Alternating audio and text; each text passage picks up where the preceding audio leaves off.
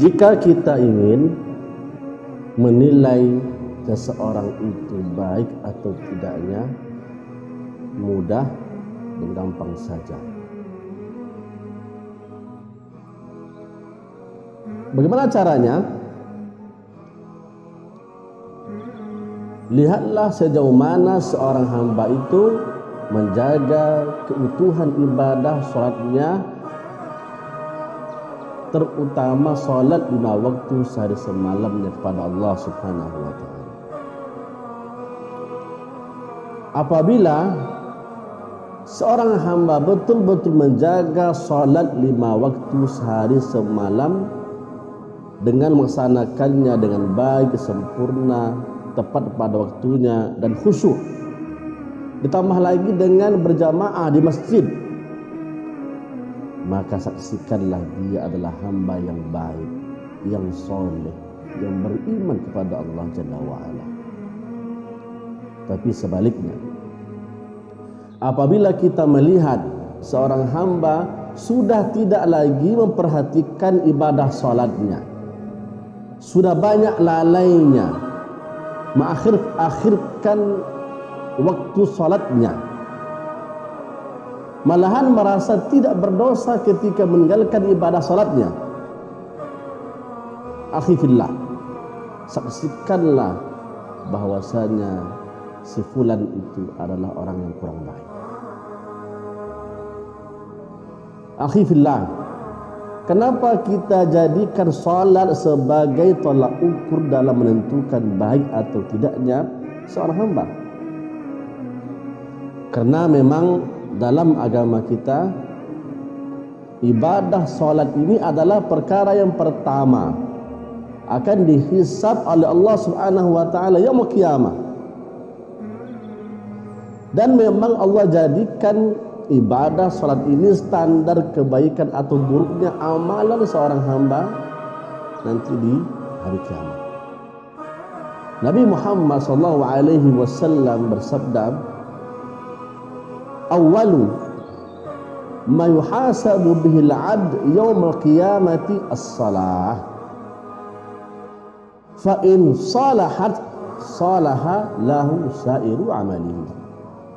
Wa in fasadat fasada sa'iru 'amalihi." Perkara yang pertama kali nanti dihisab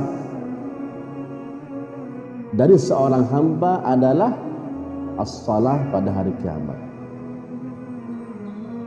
Fa in salahat, apabila ibadah salatnya itu baik, sempurna, salaha lahu sa'iru amalihi, maka amal ibadah yang lain itu akan menjadi baik.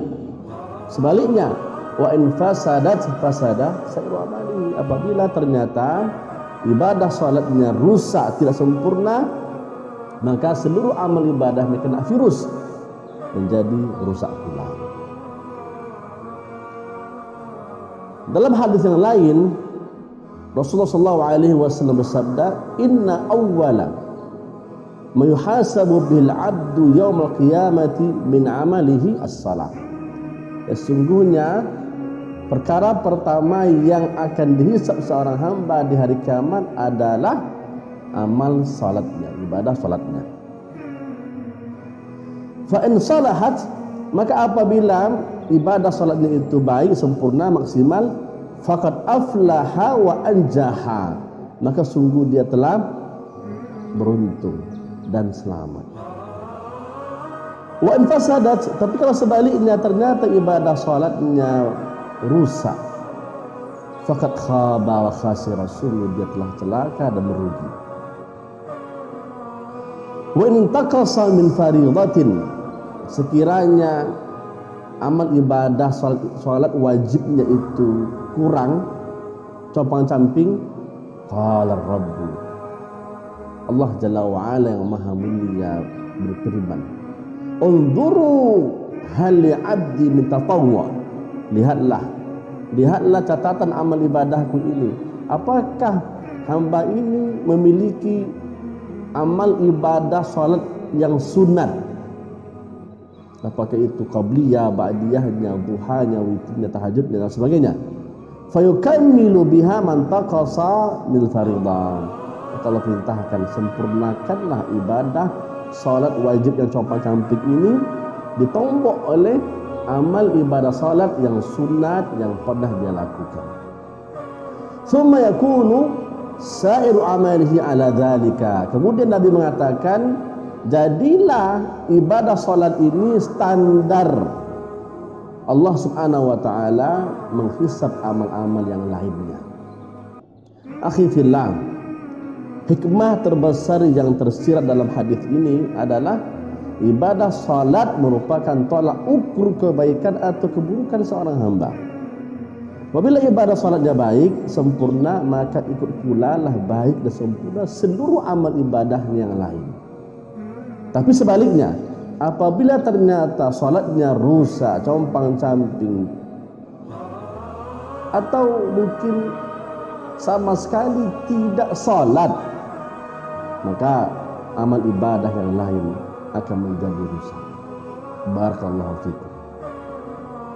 Semoga Allah Subhanahu wa taala menjadikan kita semua hamba-hamba muqimus salat yang mendirikan salat, menjauhkan daripada kita lalai, malas, apalagi meninggalkan ibadah salat.